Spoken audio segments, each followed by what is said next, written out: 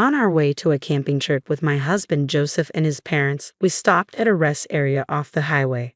As I got out of the RV, Joseph suddenly threw these shocking words at me. "You're not our family, go home now." "What? Excuse me," I stammered, unable to comprehend the sudden change in his demeanor. He seemed like a completely different person from the considerate husband I knew. Seeing my surprised face, the three of them smirked, and Joseph began to drive the RV away. This can't be happening, I thought. They wouldn't leave me here in the middle of nowhere. Panicking, I made a phone call only to receive a jaw-dropping response from my mother-in-law. "You really thought you could come along with us? What nerve you've got. Please don't say that and come back. I was looking forward to our trip," I pleaded.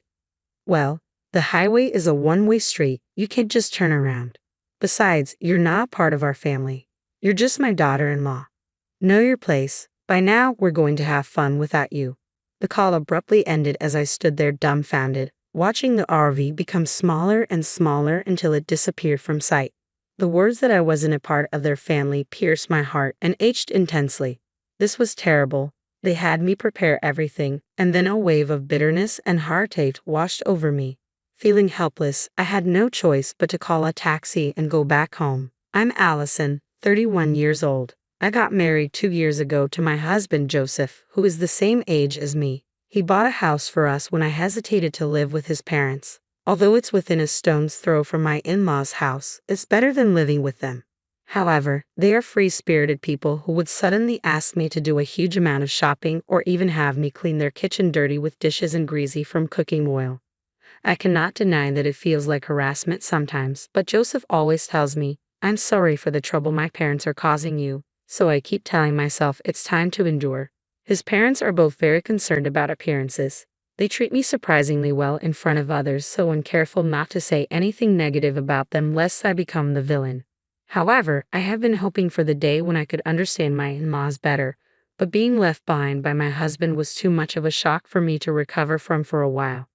The discussion about going camping occurred a week ago when we visited his parents on our off day. When I was asked to clean the storage room, I found a lantern. "Do you guys go camping?" I asked. "Huh? What are you talking about?" my mother-in-law responded. "I found a lantern in the storage room." "Oh, that. We bought it in case of a power outage. We had completely forgotten about it." "I see. My father loves camping, and I used to go with him often, so I wondered if you guys also liked camping." When I talked about my father being a camping enthusiast and owning an RV, my husband's eyes lit up with excitement. "That's amazing. I've always wanted to try it." "Then it's decided. Let's go on our first family camping trip next week for 1 night and 2 days. Allison, please rent out an RV. My father cherishes his RV and takes care of it whenever he has free time. I'm not sure if he would lend it to us." "Now it's your job to convince him. You better beg him to lend it to us." "Got it." When I hesitated due to the sudden request, my husband pleaded with me. "It's our first time camping, and we don't know what we need, so it would be safer to borrow your dad's RV. Besides, I want to please my parents with a fun camping trip. Please, Allison." I had no choice but to agree when asked like that. I immediately went to my father's place and explained the situation. To my surprise, he gladly agreed. "Really? Is it okay?" "Of course. I thought you would refuse because you always polished and took care of it in your spare time. If it's for you, Allison, I'm happy to lend it, and I'm touched by your desire to please Joseph's parents. So take this whole set of camping gear so you can enjoy your first camping trip. If you're a beginner, this and this would be good." My father selected easy-to-use equipment for beginners while explaining various things. I was more than happy to know how much my father cared about me, and my heart was warmed. It would be great if this camping trip could help me get closer with my in-laws. All right, I'll work hard to prepare. I reserved a campground where we could use power comfortably, and there was a hot spring nearby. When I told my husband and in-laws about my father's RV and camping gear, they were delighted. "We're so lucky to have you, Allison. I'm so excited, I can't wait," Joseph exclaimed. "I'm glad you're happy," I replied, feeling hopeful about the trip. On the day of the trip, I got into the RV driven by my husband, pounding with anticipation. After driving for a while, my mother-in-law started being demanding again. "Joseph, I'm thirsty. Can we stop at the interchange?" she asked. "Mom, I brought some drinks. You can pick any one from here," Joseph responded. None of them really appealed to me. As my daughter-in-law, you should know my tastes, she snapped. I'm sorry, I stammered. As soon as I got out of the car at the interchange to buy my mother-in-law a Dr. Pepper she had requested, my husband spoke shocking words to me in a cold tone, unlike his usual self. Allison, you're not a part of our family, so go home now. Excuse me. What? What suddenly got into you? I asked, unable to comprehend the sudden change in his demeanor. He seemed like a completely different person. As I looked shocked and unable to understand what had just been said, the three of them laughed, and the RV started moving again, leaving me behind. They left me here in the middle of nowhere.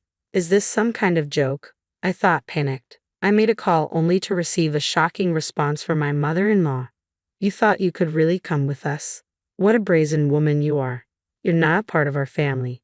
Be aware of that. Bye. We'll enjoy a good family time without you. I stood still, dumbfounded, staring at the abruptly disconnected call. How dare they? They had me prepare everything and then left me out. What was Joseph thinking? A surge of bitterness and sorrow overwhelmed me, but unable to deal with these emotions, I called a taxi and went home. The next day, my husband and in-laws came back from the camp and were excitedly talking about their fun experience. They didn't even bother to apologize for leaving me behind.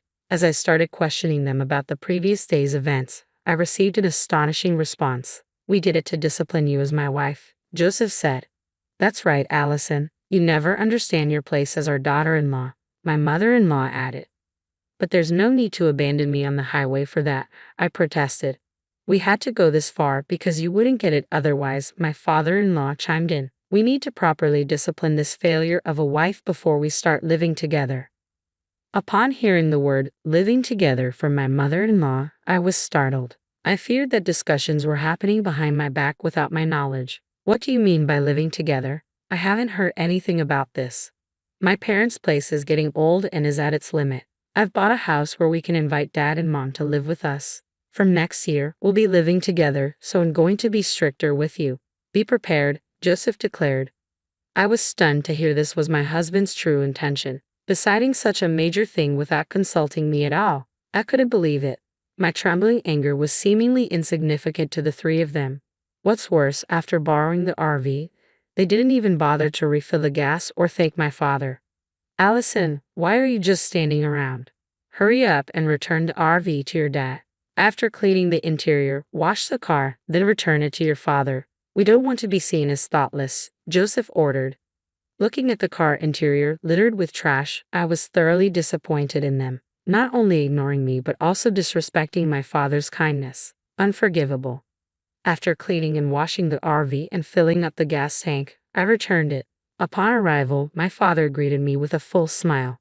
How was it? Did you enjoy the trip? I wasn't considered part of their family, so I didn't go, I confessed. What? My father's smiling face transformed into one of furious anger as I told him about being abandoned at the highway interchange and how my husband decided on living with his parents without consulting me. I allowed it for you, Allison, and those people did such horrible things to discipline you. What a joke. We will not let this slide. I won't let them have their way, Allison. We're hitting back at them. How? I asked, curious about his plan. I have a secret plan. I also have a perfect place for camping. Listen carefully. Your amazing dad is sure to work, I thought, feeling a glimmer of hope. Keeping the wisdom my father bestowed upon me in my heart, I returned to my in-laws' house, where my husband and his parents were still excited about yesterday's events. Now was the perfect chance to lure them. I smiled lightly, carefully keeping my emotions hidden, and spoke to the three of them in a gentle tone. There is an even more amazing place than where we went yesterday. The autumn leaves are incredibly beautiful right now. Why not do a full-scale camping trip? Instead of staying in an RV, why not pitch a tent and enjoy a barbecue while looking at the scenery? At night, you can see a sky full of stars. Really? Where? Joseph asked, intrigued. It's a secret spot that I don't want to tell anyone else. Can I come to fulfill my role as your wife? I asked sweetly. That's good. It's gonna be fun, my mother-in-law said, her interest piqued. It's in a secluded area, so I'll drive. I'll act right as your wife and as my in-law's daughter-in-law. So can I join you guys as expected? My husband and his parents were overjoyed and agreed for me to accompany them. We decided to go camping again the following weekend. Just like always, they dumped all the preparations on me, and their pestering to teach me discipline only got worse each day. I carried out my secret plan and meticulously arranged for my revenge. The day of our trip arrived. I borrowed an RV from my father, drove to a remote campsite, and my husband and in-laws were thrilled. "Wow, it's like a private site," they exclaimed, looking around restlessly, excited about the new environment. "We'll go for a walk and enjoy the scenery. Allison, set up our tent." "Understood. Enjoy your walk," I replied, seeing off the joyous trio and beginning to prepare the camp. About 30 minutes later, my husband called in a panic. "Allison, we're lost. I can't find your dad's RV." "I'm on my way home with it," I calmly replied. "What? What do you mean?" he asked, confused. "Don't worry. I left the bare minimum for you to enjoy a real camp. This was the plan my father devised. He suggested you experience some wild camping, where you would have to get everything yourselves, like living on a deserted island rather than a convenient campsite with electricity and a hotel resort nearby. You better set up your tent early and look for wood to start your fire. I know you guys have no lighter, so you'll have to start the fire yourselves. I've left the pot so you can at least cook rice." "You left us behind. You were the ones who said that I, as a wife, wasn't part of the family and shouldn't go camping with you.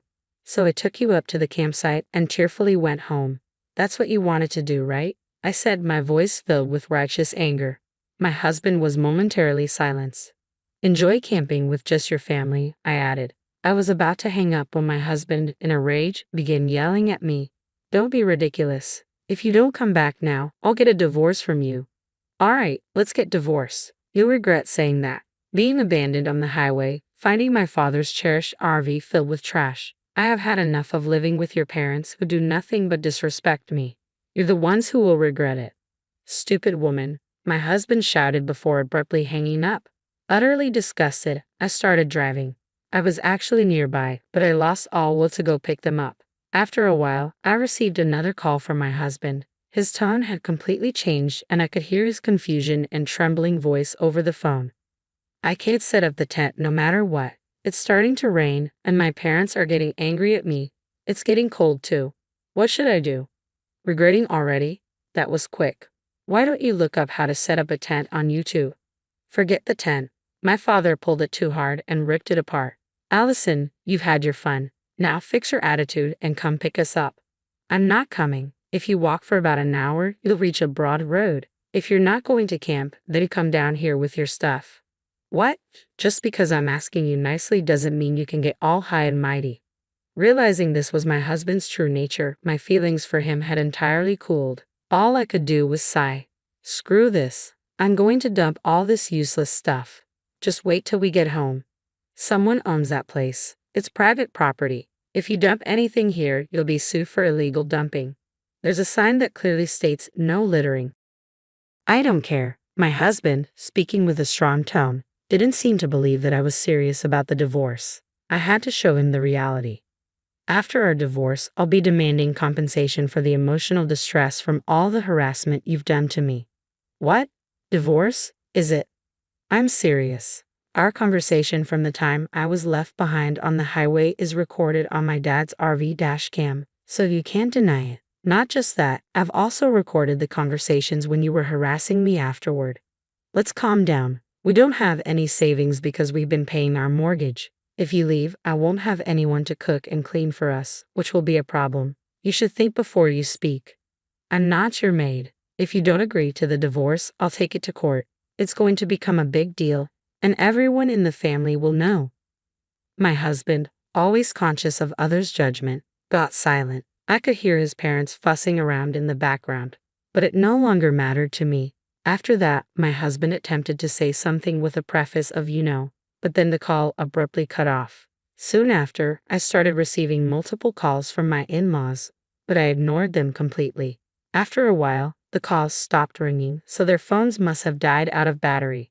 My father's revenge plan was a huge success.